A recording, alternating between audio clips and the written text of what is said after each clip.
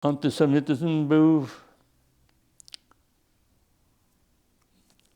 na ulicy. Polskie dzieci biły żydowskie dzieci. Żydowskie dzieci przeciwstawiły się i biły polskie dzieci, jeżeli mogli. To była samoobrona.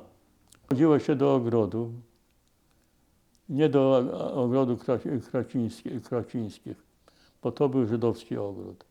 Ale do Saskiego ogrodu już było trudno chodzić, bo tam grasowały bandy polskie.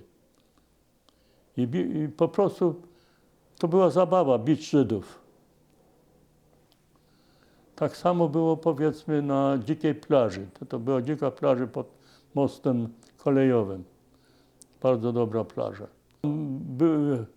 Chodzili przeważnie Żydzi, bo to było z żydowskiej dzielnicy, blisko żydowskiej dzielnicy.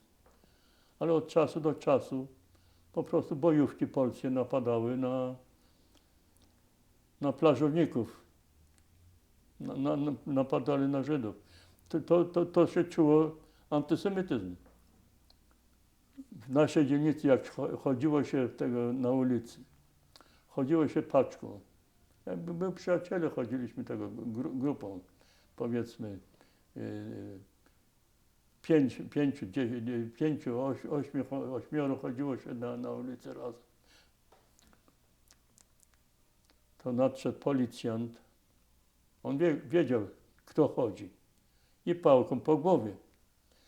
On nie bił po prostu spacerowiczów. On bił Żydów. Wiadomo było.